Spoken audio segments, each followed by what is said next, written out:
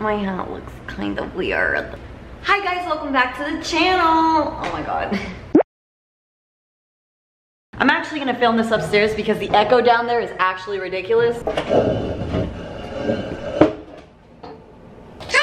Welcome back to the channel. My name is Val and I am a marketing major at Texas State University. Today we will be filming types of people in college. I'm super excited to be categorizing people in front of you because I am of course entitled to do that. Just kidding. Sorry, America. I'm super duper excited to show you all the types of different people that I have met in college because they are one of a kind. Kinds of people I've met. You wouldn't know things I've seen. Things I've done. I know that's been literally like 2 sentences, but that's all I've got to say for this intro, so let's just get on with the video.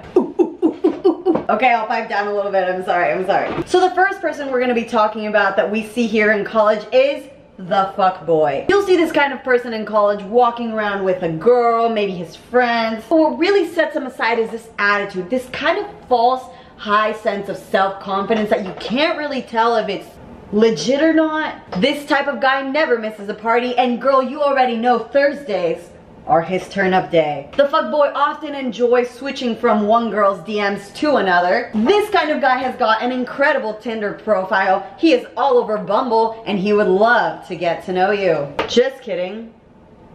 That's bullshit. The best way to interact with these kinds of humans is setting boundaries, establishing clear intentions, and then of course praying to God every single day that they actually understand. You'll hope that their ego is large enough so that they will happily move on to the next girl or victim. However, fuckboys are actual gnats. They're actual flying bugs that buzz around in your ear and somehow never die. No siree, you will see the fuckboy in your classes. You'll see him around campus, at that coffee shop you really like, and not to mention at your favorite dining hall. Snaps to the fuckboy though, because although not very intelligent, he certainly is persistent. This, ladies and gentlemen, has been the fuckboy. Next, walking onto the stage now, we have got the frat boy. The frat boy is intrinsically different to the fuckboy in that he is special. He is not like other boys. No siree, he is a man. He's committed. He wants to party, but he has limits because he has frat events going on throughout the week, which he must responsibly attend because if he doesn't, he will be fined $15,000. So as much as you would love to spend all your time with a frat boy, most of his time will unfortunately be devoted to his frat, which essentially just means he has no time for you. You'll often catch the frat boy dressed up in nicer outfits, which tends to be the dress code for these quote-unquote events. You may get the vibe that he's responsible, he listens, he follows directions. However, this is largely untrue because if it wasn't for his frat's hazing policy, he would in fact not give a crap. This, ladies and gentlemen, has been the frat boy. Next, here we have got the STEM major. The STEM major is a pretty particular human being. You can't really pinpoint exactly who they are. Some of them might deliberately express their depression through their baggy clothing, under eye bags, excessive consumption of coffee and Monster, and permanent lack of a social life. But at times these signs are rather unclear due to the fact that they have something called time management. You may often find the STEM major crying in a corner because he studied very, very hard for an exam, got a 55, and is actually shedding tears of joy because his score was 1 point higher than the class average. You may often find the STEM major having crises of whether they should change the path of their life or not. Astronomical physics or liberal arts?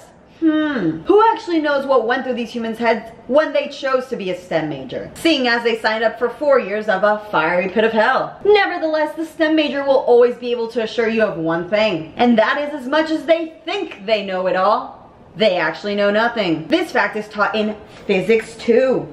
Hold up, but this is not because the STEM major is constantly cycling through information just to completely flush it out of their brains before the following exam. No, this is because of the physics theory of relativity. This, ladies and gentlemen, has been the STEM major. Coming up next we have got the cool professor. This sort of person is characterized by a large relatability to him. You often see him carrying around a tumbler which you may believe is filled with your favorite vodka. However, you'll soon come to realize that it's just filled with his favorite orange juice. This professor has an obtrusively chill attitude and is loved by absolutely everyone. Much of the other faculty may often come up to this professor and say, "Hey man, how do you do it? How do you get everyone to like you?" Which the cool professor will reply to with, "I take late work." The cool professor has worked at Kentucky Fried Chicken, Amazon, and Tesla. You will never not catch the cool professor wearing his signature item of Crocs, which even on the coldest of days are stunting on these haters. This has been the cool professor. Coming up next, we've got one of my favorites, the sleepyhead. This person is a liar. That's right, you heard me. You are a liar, sir. The sleepyhead not only comes into class looking totally like a normal student, sitting down, taking out his notes, a pen, his laptop, and his listening ears, merely to snooze the entire class away the second the professor opens his mouth. No matter where this person is sitting, the front, the back, the middle, they will not give a crap whenever they start actually snoring in the middle of class, or when their mouth opens and people actually start throwing things into it. You'll know you're looking at a sleepyhead if you're looking at someone in a hoodie, a beanie, fuzzy socks, and during finals, of course, an actual blanket. To the sleepyheads of the world, I am giving you this award for actually being able to sleep through anything. Snaps for you. Yes. Wow. A true professional. A true professional. Next we have got the sorority girl. This elaborate adult concoction of happiness and joy is really excited to meet you on the first day of school. She most definitely needs your number for any time she needs the attendance code or the answers to the homework. But in fact, that's all secondary to you giving her money so she can fund her philanthropy. The sorority girl often works multiple jobs in order to be able to pay off her $26,000 sorority fees. Not to mention all the super cute t-shirts that are optional to buy, but she will be purchasing throughout the semester. The sorority girl also can't ever make study group on Tuesdays because she has chapter. Oh, and you wanted to hang out on Saturday?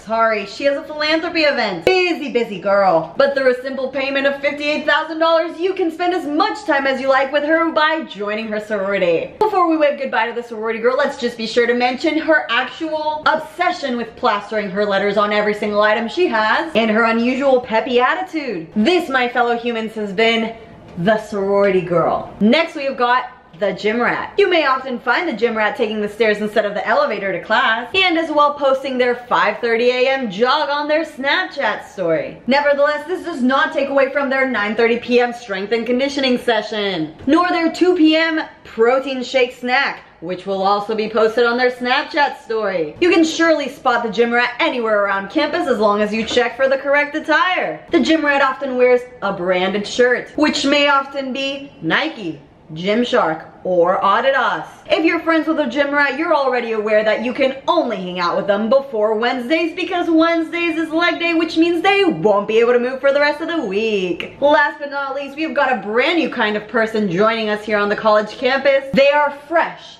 They are Gen Z. They are intrinsically iconic. I like to refer to these people as the Instagram sponsorship. This kind of person may be well known as naive, entrepreneurial, and business driven. They're constantly posting about their partnership with X company and how they would really appreciate it if you would use their code so that they can get a commission off of your dad. You may often spot the Instagram sponsorship in real life wearing a very cute outfit, a nice makeup do, and not a lot of cash because they only make 1% commissions off of an $8 product. Nevertheless, the clout that this person gets off of this Instagram sponsorship fills them with joy. They feel special, which they should. They are taking a step forward, they are standing up for themselves and their beliefs, and they are giving companies absolutely free marketing, which me as a marketing student definitely appreciate. My camera's running out of battery! Come on! Okay, we're gonna have to do the outro here.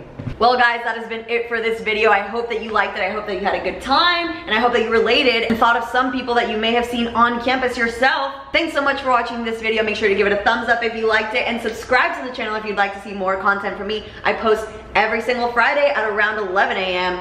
However, this following week, I actually will not be uploading because I am lazy and kind of uninspired right now. I actually, in fact, did not want to make this video, but I pushed through because I am such a hard worker. Just kidding, guys. Making this video was too much fun, and I absolutely love to post on YouTube, but I am going to take a tiny break next week, unless I get extremely inspired, which may actually happen.